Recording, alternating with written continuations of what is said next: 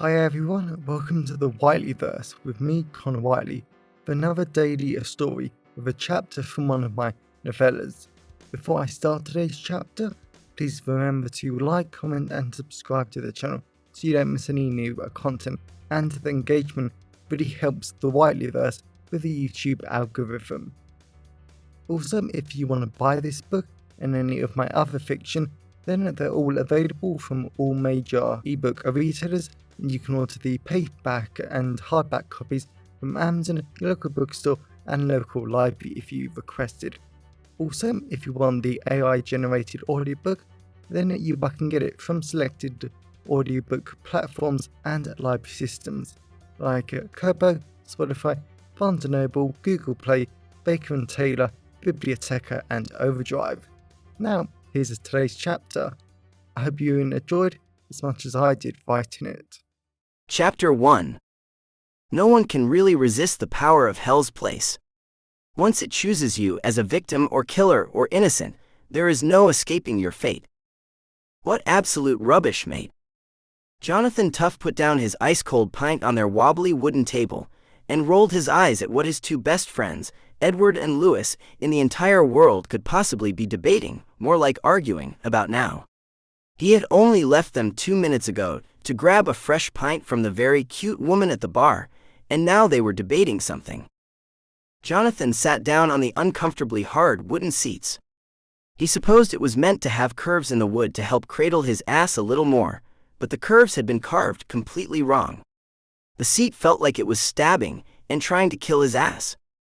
A feature that many women said was his best feature. He had to admit Lewis and Edward looked a lot better in their matching dark blue polo shirts, jeans and black shoes than he did. He had only wanted to pop out for a quiet night round Edward's house whilst his parents were on a date night. He hadn't expected to come down to the new pub that had just opened. He wasn't really sure he liked it. He was a big fan of British pub culture, and he was always pleased when he could write about the sociological importance of the Great British Pub in one of his university assignments. Yet this one, with its light refreshing wooden tones, bright white walls and lack of stickiness, just felt so wrong. Even the customers were wrong. A good pub always had 3 main types of customers. Young people, and ideally young women in little tight skirts, looking to get drunk on a cheap night out. The middle-aged regulars who didn't want to go home to their families, and the elderly who didn't have any friends left except the pub. This pub didn't have any of those good people. Johnathan looked at a cute woman with long blonde hair and beautifully high cheekbones, flirting with her boyfriend in a business suit. They were clearly in love, but they did not belong in a pub. And a pub certainly shouldn't have been serving chips fried in truffle oil. That was way too posh for a real pub, no matter how great the sweet earthy chips made it smell. I'm telling you. Hell's Place is cursed, Edward sighed, showing Johnathan and Lewis a newspaper article on his phone. Johnathan shook his head and went for his pint, but Edward gestured him to say something. We need somewhere to live next year, Johnathan said. It's March. A lot of the good houses in Canterbury have already been snatched up. Do you want to live with your parents in Medway next year? Johnathan really hoped Edward wouldn't make this into a big argument. He might have been a physics student, but he could argue as much as he wanted. No, I don't, Edward sighed, tapping the side of his Diet Coke that he had barely touched. It's just I don't want to die either. Mate, Lewis said, grow up.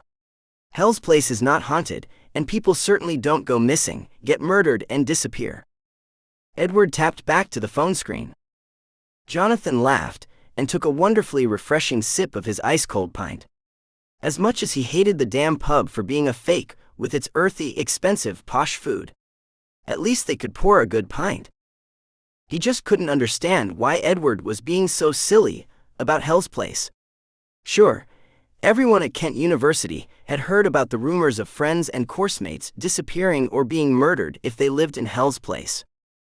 Yet everyone also knew that it was just a myth developed in the early 70s by the university to explain why students were dropping out.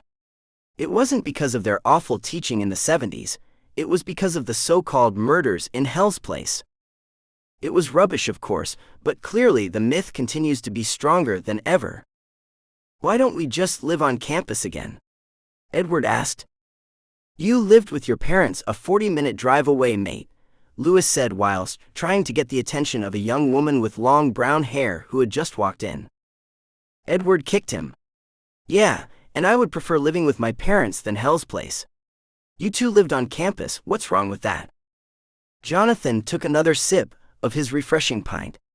He didn't really mind living on campus. It meant he was close to all his classes. He could go to the university nightclub whenever he wanted, and he could bring a girl back to his bedroom whenever he wanted. But campus accommodation was expensive as hell, and his parents weren't paying for him a second year. He needed to move off campus. He didn't have much of a choice, and Hell's Place had stupidly cheap rent. Please, Johnathan said to Edward, let's grab one of these houses whilst we can. I need somewhere cheap to live, Lewis needs somewhere to bring girls back to, and don't you want to be closer to Jack? Edward grinned at the mention of his boyfriend. Johnathan really liked that Edward was in a loving, happy, and caring relationship. Jack wasn't a bad guy either, and he cared about Edward as much as he did. Edward looked back at his phone and frowned. I just don't want to die. Johnathan shook his head and finished his beer whilst Lewis called up the rental company. You aren't going to die, Johnathan said. I would never let anything bad happen to you. Little did any of them realize their fate was now sealed.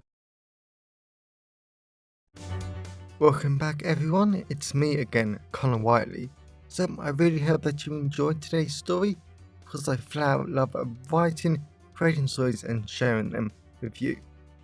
If you really enjoyed today's story, then please remember to like, comment and subscribe to the channel so you don't miss any new content, and the engagement really helps the Whiteleyverse with the YouTube algorithms.